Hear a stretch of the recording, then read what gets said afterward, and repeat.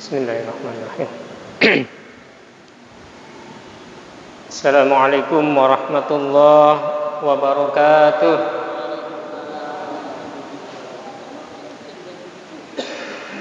Innal hamdalillah nahmaduhu wa nasta'inuhu wa nastaghfiruh wa na'udzu billahi min syururi anfusina wa min sayyiati a'malina. May yahdihillahu fala mudhillalah wa may yudlil fala hadiyalah. Asyhadu an la ilaha illallah wahdahu la syarikalah wa asyhadu anna Muhammadan abduhu wa rasuluhu la nabiyya ba'dah. Allahumma shalli wa sallim wa barik ala habibikal karim nabiyyina Muhammadin wa ala alihi wa ashabihi ajma'in, amma ba'd.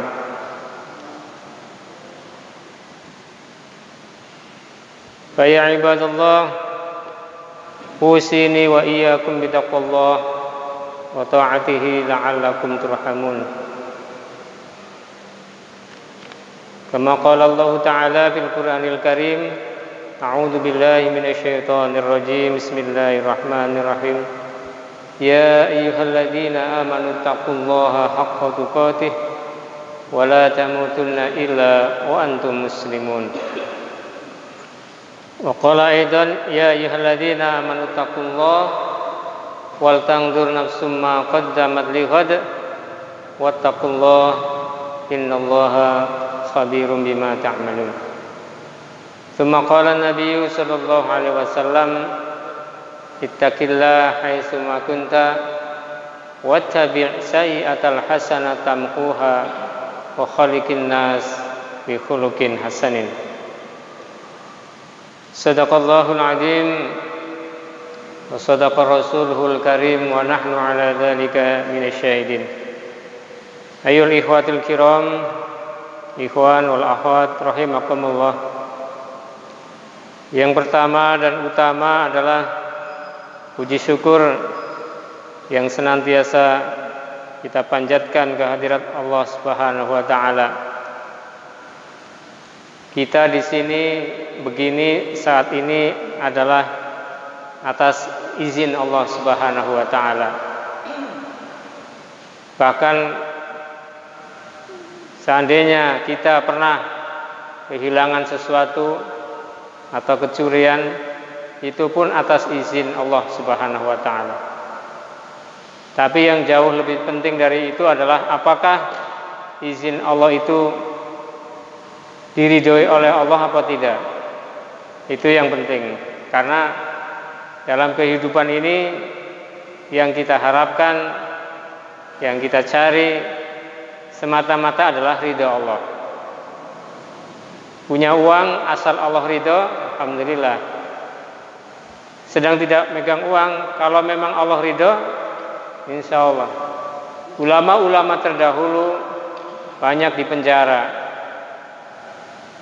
tapi mereka yakin dengan Allah, Allah ridho kepada mereka. Bahkan tidak sedikit, justru ketika di dalam penjara menghasilkan karya-karya terbaik seperti Buya Hamka, mengerjakan tafsir Al-Azhar ketika antara lain saat di dalam penjara. Jadi bagi seorang mukmin asal Allah ridho. Makanya ada doa yang Rasul ajarkan, doa pagi hari. Ini kan ada buku doa maksurat, doa pagi hari dan doa sore hari. Di antaranya Allahumma rahmatik, ya Allah dengan rahmatmu, arju fala takilni ila nafsi tarfata ain. Dengan rahmatmu aku berharap janganlah engkau sandarkan urusanku pada diriku walaupun sekejap. Jadi kita tidak ingin kita bergantung pada fisik kita. Ya Allah, janganlah kiranya engkau gantungkan aku pada seseorang. Karena kalau bergantung kepada seseorang, seseorang itu bisa wafat, bisa meninggal. Kalau kita bergantung kepada benda, benda juga bisa hilang. Bergantung kepada jabatan, jabatan bisa turun. Tapi kalau hanya bergantung kepada Allah, karena Allahus Somad, Allah tempat bergantung, maka tidak akan terlena selama-lamanya. Wa aslih li sya'ni kullahu, dan perbaikilah segala urusanku semuanya. Kita tidak bisa memperbaiki diri sendiri, memperbaiki supaya ibadah kita bagus, supaya senang baca Quran, senang tadarus, senang zikir kepada Allah, kecuali dengan pertolongan Allah. Maka kita minta dalam bahasa kita juga boleh, ya Allah perbaikilah ibadahku dan semua urusanku. Karena ada hal-hal yang kita tidak bisa menyelesaikan, masalahnya berat, masalahnya problem. Bukan kita tidak punya uang, bukan kurang uang, bukan kurang kedudukan, bukan kurang jabatan, tapi kurang bersyukur kepada Allah, kurang zikirnya kepada Allah. Nah, karena itulah alhamdulillah pada sore hari ini kita mencoba kembali mentadabburi, merenungi ayat-ayat Allah, kemudian coba kita aplikasikan dalam kehidupan sehari-hari. Karena Al-Quran adalah hudal linnas, petunjuk untuk semua manusia. Al-Quran adalah hudalil muttaqin, petunjuk orang bertakwa. Jadi kalau kita mau hidupnya selamat dunia akhirat, ini kita tinggal mempelajari Quran, mengkaji isinya, mendalami, mengamalkan, udah selesai. Termasuk di dalam Quran adalah merujuk pada penjelasan yang ada di dalam hadis sebagai rincian atau petunjuk teknis. Jadi alhamdulillah, maka pada malam hari ini coba mari kita renungkan, mungkin satu ayat aja, tapi kalau kita dalami insya Allah cukup dalam kehidupan sehari-hari. Kita buka Al-Qur'annya, kita coba menggali surat Al-An'am, surat yang ke-6 ayat 59.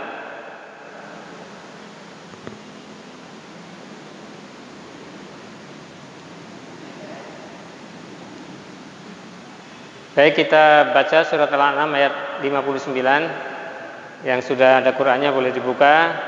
Yang mungkin belum pegang Qur'an, di handphonenya juga ada. Kita dengarkan, nanti Bapak Ibu tinggal mengikuti.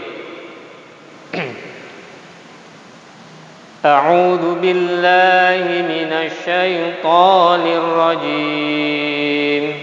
Mari.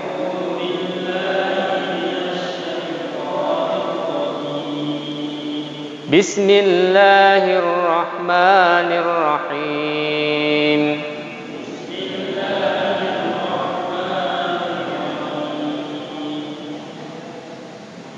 Wa 'indahu mafatihul ghaibi la ya'lamuha illa hu.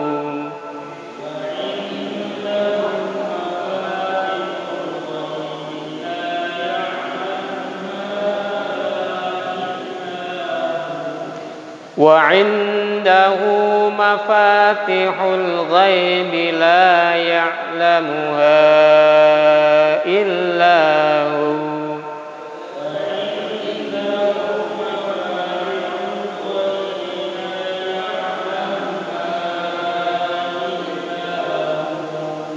Wa ya'lamu ma fil barri wal bahri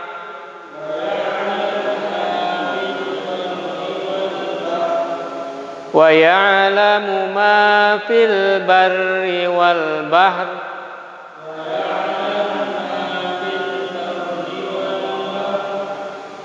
wa ma tasqutu min waraqatin illa ya'lamuha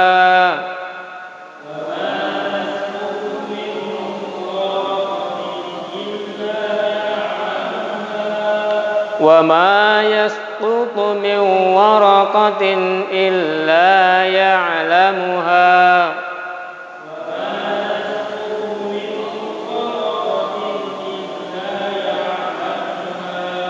wa la habbatin fi dhulumatil ardi wa la rabb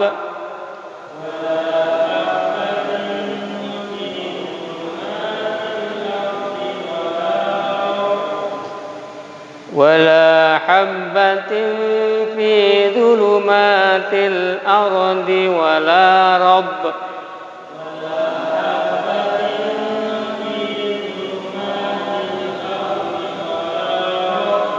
ولا رطب ولا يابس إلا في كتاب مبين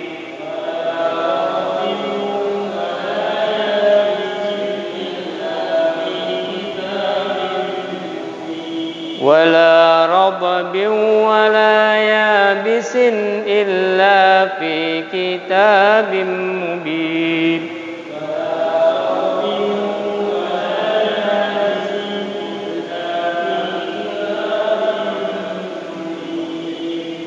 Ya, sebelum kita tadabburi, kita coba per kata atau per beberapa kata. Wa indahu, dan di sisinya, mafatihul ghaib, kunci-kunci segala yang gaib. Dari kata miftah itu kunci, mafatih kunci-kunci. Wa indahu, dan pada sisi Allah, sisinya sisi Allah. Jadi hanya Allah, mafatihul ghaib, kunci-kunci semua yang gaib. La ya'lamuha, tidak ada yang mengetahuinya, illa huwa, kecuali Dia, kecuali Allah. Wa ya'lamu ma fil barri wal bahr, dan Dia Allah mengetahui apa yang ada di daratan dan apa yang ada di lautan. Bahar di Indonesia kannya bahari. Bahari itu lautan dari bahasa Arab, dari Al-Qur'an. Wa ma tasqutu min waraqatin illa ya'lamuha, dan tiada sehelai daun pun yang gugur, yang jatuh dari tangkainya, melain Dia Allah mengetahuinya.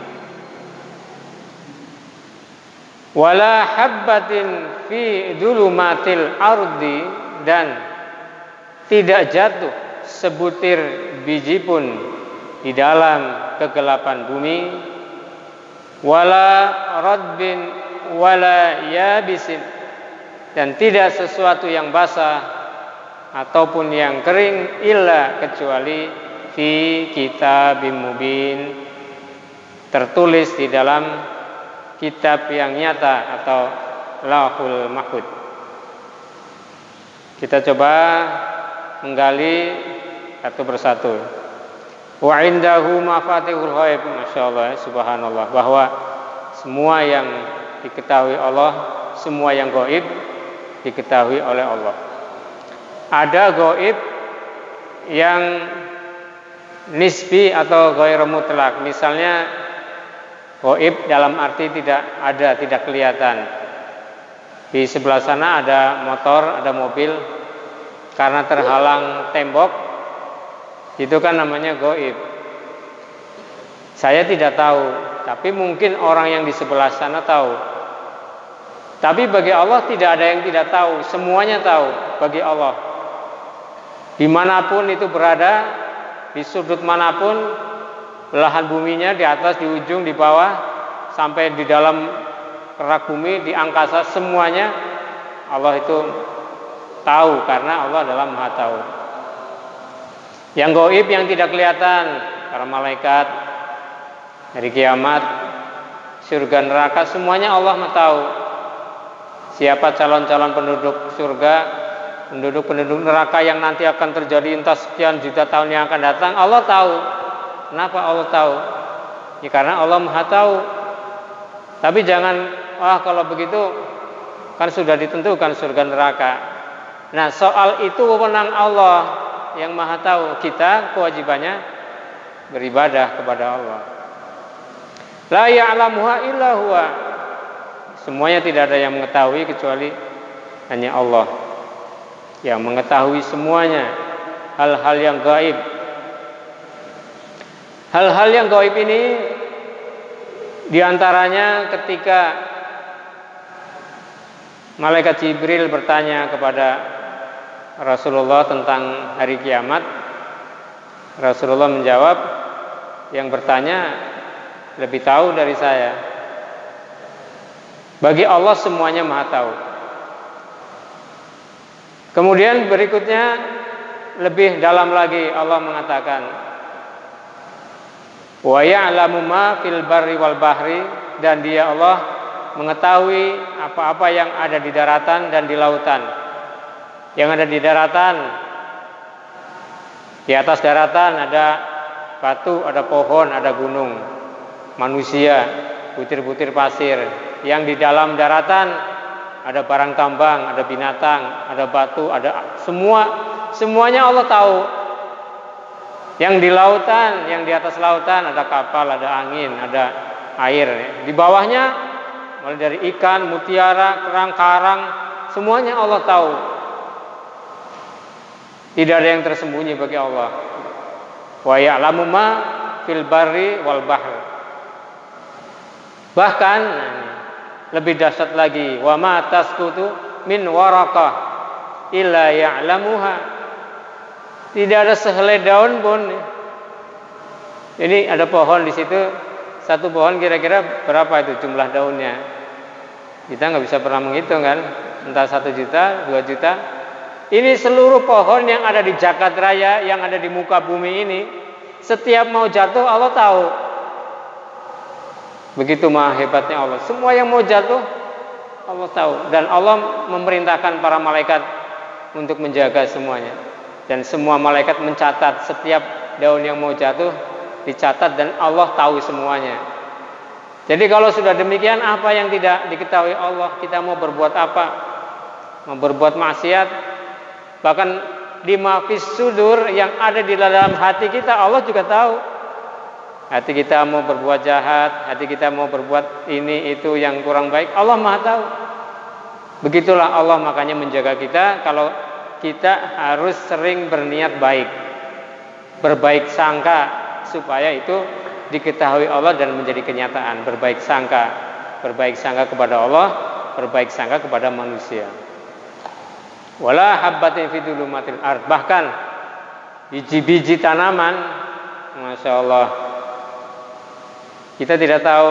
Saya kemarin ada tanah dikit di belakang, disiram, hampir tiap sore disiram, pagi disiram. Tahu-tahu muncul entah pohon apa tuh, belum tahu, ini masih kecil-kecil. Mungkin pohon cabai kah, atau pohon apa itu, pepaya, atau mungkin rumput. Itu dari mana? Dari biji-bijian yang di dalamnya yang kita tidak tahu. Allah tahu itu semuanya. Ini kan subhanallah ya. Kalau manusia tidak pandai bertasbih kepada Allah, sungguh terlalu. Bahkan yang ada di kita sendiri, manusia merasa hebat, merasa canggih, padahal kita sendiri tidak tahu anggota badan kita. Tidak tahu kita. Coba ini kan mahasiswa udah selesai ya. Udah tingkat S1, S2, nanti S3. Sering ada pertanyaan dalam kajian tauhid. Coba uraikan bagaimana cara menumbuhkan rambut. Itu rambutnya itu satu, itu kehebatannya satu rambut aja kekuatannya luar biasa. Padahal cuma nempel di sini, berarti akarnya hebat. Itu Allah yang menumbuhkan. Nah, kita nggak tahu cara menumbuhkannya. Gigi, kita diberi gigi luar biasa, tumbuh tapi terbatas, nggak sampai panjang. Ini di apa itu kepala kita. Ini ada rambut kepala, ada rambut alis. Laki-laki ada rambut kumis, ada rambut. Jaraknya hanya beberapa inci, beberapa mili, makannya sama, minumnya sama, zat-zatnya sama, kok tumbuhnya beda-beda. Ini rambut atas bisa panjang, perempuan bisa lebih panjang lagi. Tapi rambut alis kenapa hanya segini, tidak panjang-panjang? Kita nggak tahu. Lah dengan anggota kita aja kita nggak tahu. Merasa hebat, merasa segala-galanya, padahal nah karena itulah siapa yang memelihara? semuanya, yang memelihara adalah Allah. Makanya di dalam surat Al-Fatihah setelah Bismillahirrahmanirrahim, Alhamdulillahi Rabbil Alamin, segala puji bagi Allah yang memelihara alam semesta, termasuk memelihara kita. Coba dari pagi kita bangun sampai sekarang, apakah kita pernah minta, ya Allah, dalam doa kita pernah nggak, coba nih, udah pernah nggak berdoa, ya Allah pelihara jantung saya supaya berdekupnya jangan kencang-kencang, kalau berdekupnya terlalu kencang kan gimana, matanya supaya berkedipnya ya sesuai, jangan terlalu cepat, jangan terlalu lambat, paru-paru darahnya supaya mengalir dengan lancar. Pernah berdoa begitu enggak? Enggak pernah. Tapi Allah pelihara, coba. Walaupun orangnya, mohon maaf, mungkin orangnya mungkar, berbuat jahat, tapi tetap Allah pelihara. Kenapa? Orang yang seperti itu kan disikat aja mestinya kan, habisin aja. Kenapa begitu? Karena Alhamdulillahirabbil, karena Allah Maha memelihara semesta alam, termasuk memelihara manusia. Nah, kalau kita sudah dipelihara oleh Allah, sudah dijaga oleh Allah, kok kita tidak berterima kasih, tidak beribadah kepada Allah, maka kata Bang Haji, sungguh terlalu. Hebatnya lagi, sudah begitu tidak beribadah, kok Allah masih kasih hidup lagi. Kita khawatir jangan-jangan ini istijrad, bentuk pemberian Allah. Terserahlah, biarkan. Kan kadang kita bertanya, Ustadz, itu ada orang tidak, mungkin sholatnya juga bahkan orang kafir, tapi kok kaya hidupnya, mobilnya banyak, padahal dia tidak ibadah kepadamu.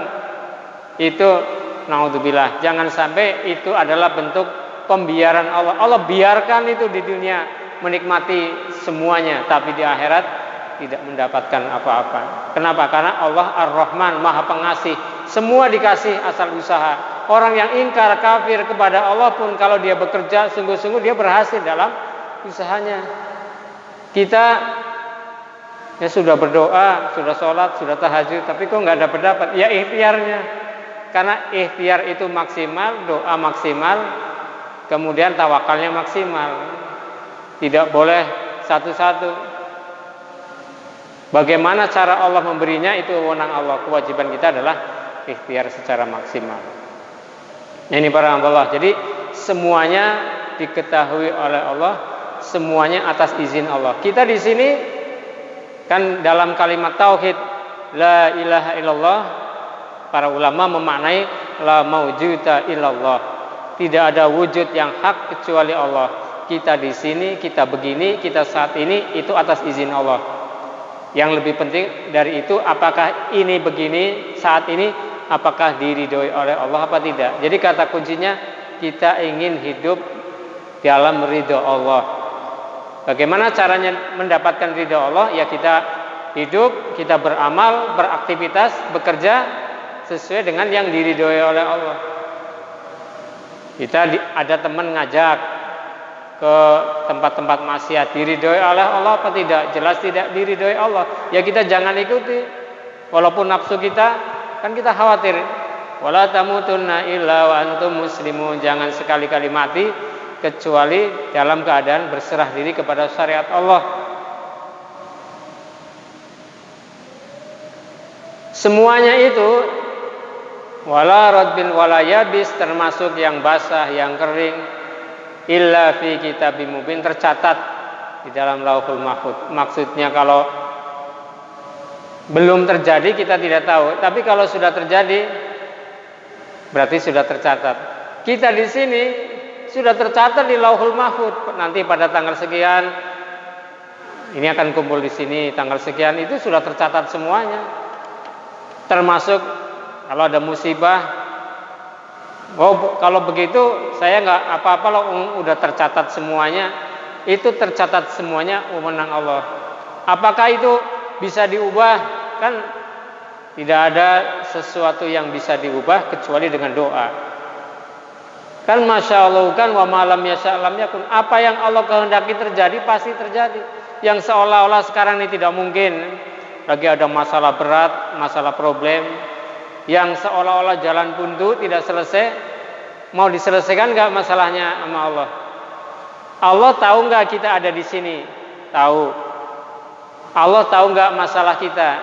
Pasti tahu. Allah tahu nggak kita perlu bantuan Allah? Ya, pasti tahu. Nah kalau begitu, kalau kita ingin masalahnya diselesaikan dengan Allah, ya kitanya harus berbaik-baikan dengan Allah. Perbaiki hubunganmu dengan Allah, Allah akan perbaiki hubunganmu dengan sesama. Perbaiki sholatmu, Allah perbaiki usahamu. Nah tinggal permasalahannya kita sudah memperbaiki. Kita selama ini sudah sholat, kita perbaiki lagi. Karena sholat itu makin hari harus makin meningkat. Ya saya terutama khususnya. Sholat kita mulai dari tumakninahnya, khusyuknya kan, kita tingkatkan, bacaannya, maknanya itu masya Allah. Karena Rasul mengatakan qurratu aini fis sholat, kebahagiaanku itu ketika dalam sholat. Ketika lagi ada masalah besar, menghadapi pertempuran, menghadapi musuh yang berkonspirasi, bagaimana petunjuk Rasul? Ayo sholat, sholat 2 rakaat, wasta'inu bis sabri wassalah, minta tolong kepada Allah dengan sabar dan sholat. Sabar menghadapinya, sholat untuk menghadapinya. Sholat, setelah itu mohon kepada Allah.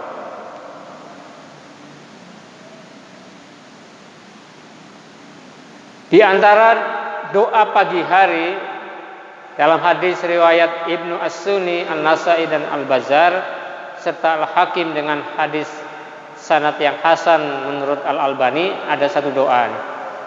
Kalau Indonesianya itu di Google juga ada doa pagi hari. Ini salah satunya. Ini layak kita baca.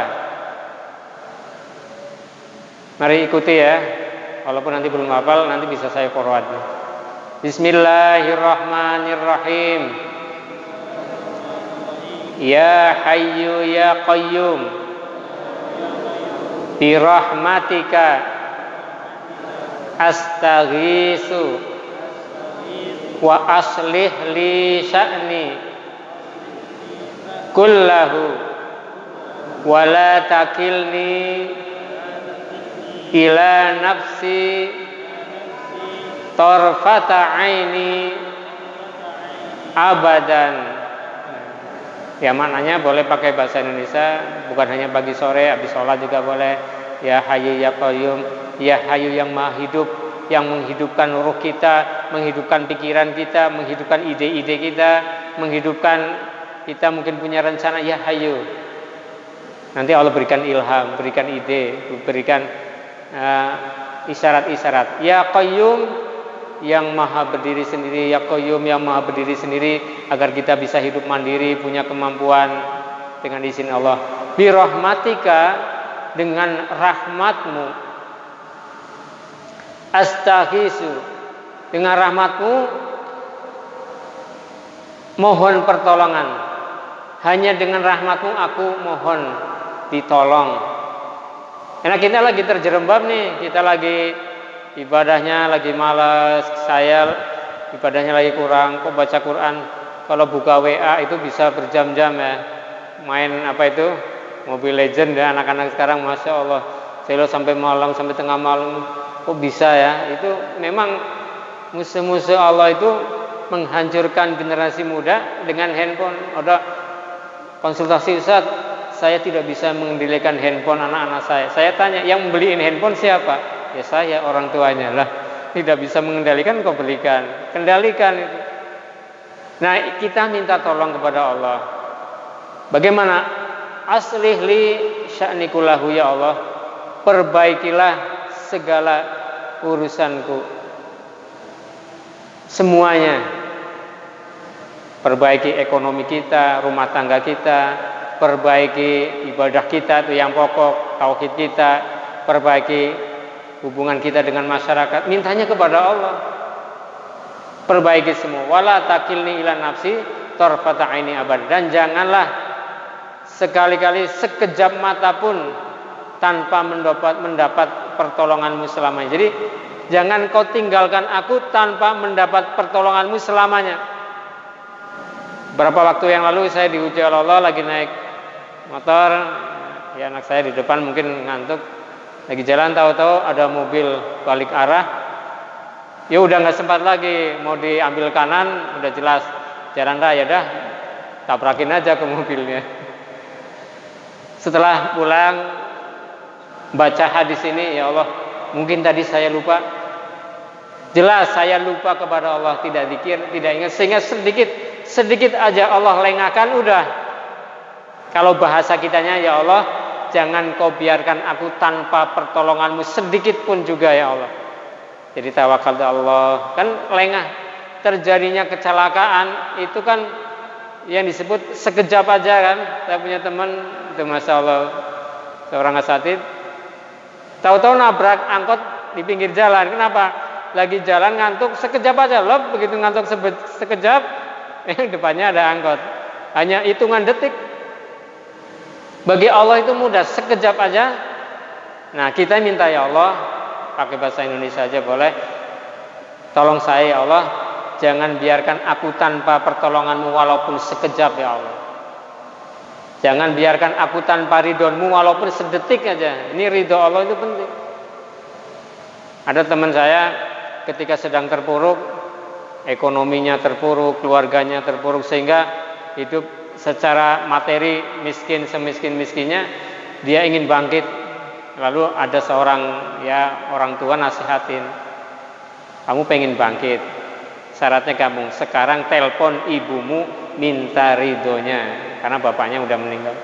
Baru dia ingat, ya Allah, mungkin ada perkataan ibu saya, walaupun mungkin kelihatannya bagi ibunya sedikit, tapi jangan-jangan menjadi doa. Telepon ibu, anakmu minta ridhomu. Kira-kira gimana ibunya?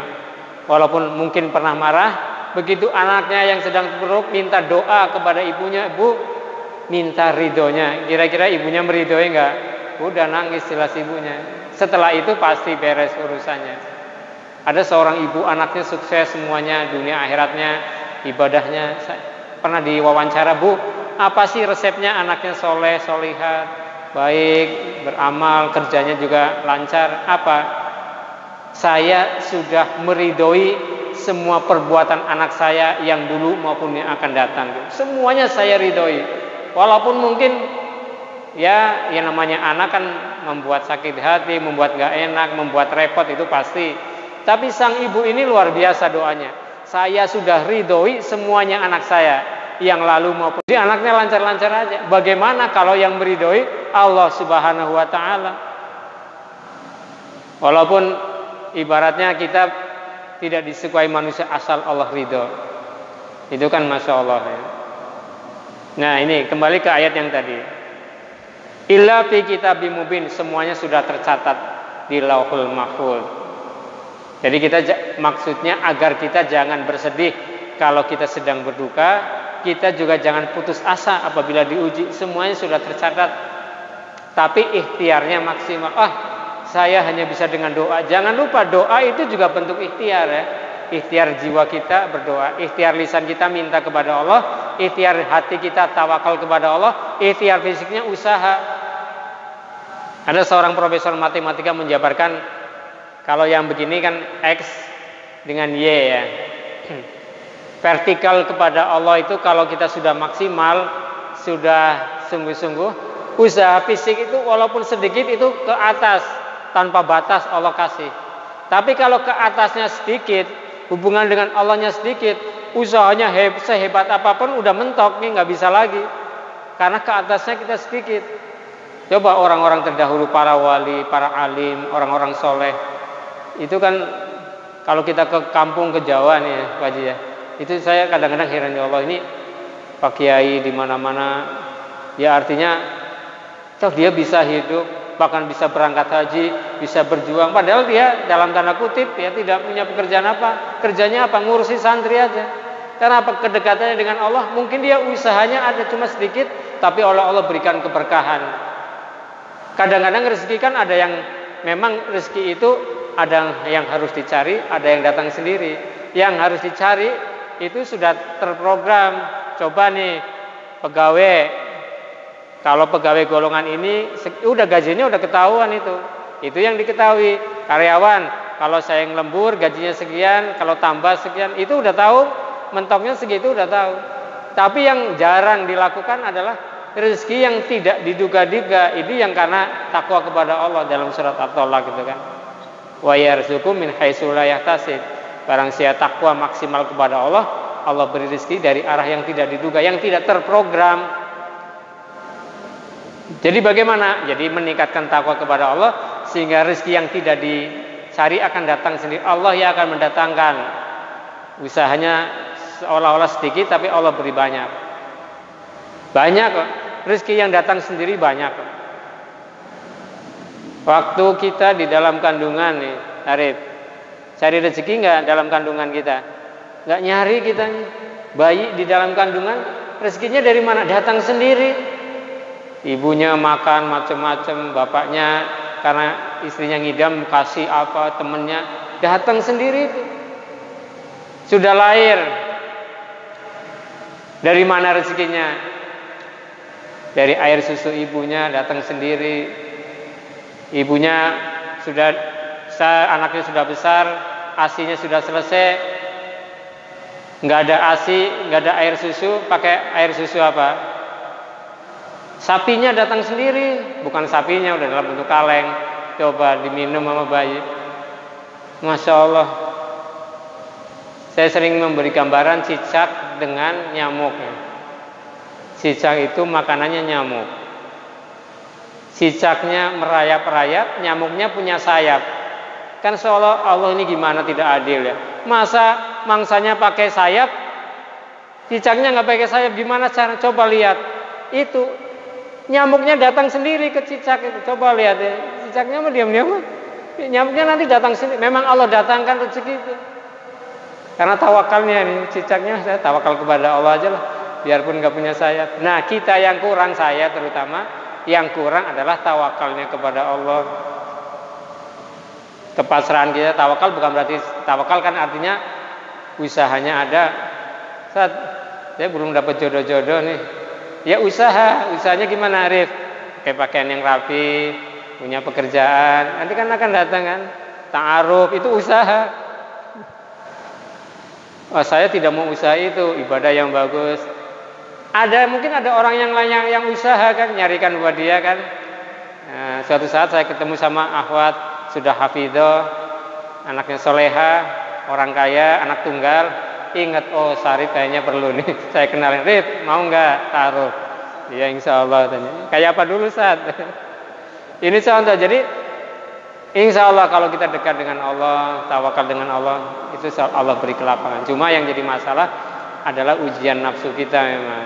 Nah karena itulah ini pentingnya taklim, kajian. Ini satu ayat aja kalau kita amalkan insya Allah. Keyakinan kepada yang gaib, bahwa semuanya wewenang Allah. Kewajiban kita adalah ibadah, kewajiban kita adalah berusaha. Demikian, mudah-mudahan ada hikmah dan manfaatnya buat saya khususnya dan buat jamaah sekalian. Kesimpulannya adalah ada 3 kalau bisa kami simpulkan. Yang pertama, semua yang gaib milik Allah. Kita jangan memikirkan yang menjadi wewenang Allah. Kemudian yang kedua, semua yang terjadi di langit, di bumi, di darat, di lautan, itu sudah tercatat di dalam Lauhul Mahfuz, kekuasaan Allah. Jadi jangan membuat kita bangga diri, jangan membuat kita juga merasa putus asa. Kita punya Allah. Dan yang terakhir, mari kita iringi selalu dengan doa. Keluar rumah tawakal kepada Allah, naik mobil, naik kendaraan, supaya selalu dalam penjagaan Allah. Dan yang lebih penting adalah selalu dalam ridho Allah subhanahu wa ta'ala. Mudah-mudahan Allah meridhoi kita semuanya, menjaga kita semuanya dalam iman dan takwa, diberikan kesehatan jasmani dan rohani kita, diberikan keberkahan dalam usaha kita, dan diambil oleh Allah kelak dalam keadaan husnul khatimah. Amin ya rabbal alamin. Rabbana atina fid dunya hasanah wa fil akhirati hasanah wa qina adzabannar. Alhamdulillahirabbil alamin. Wabillahi taufiq wal hidayah. Assalamualaikum warahmatullahi wabarakatuh.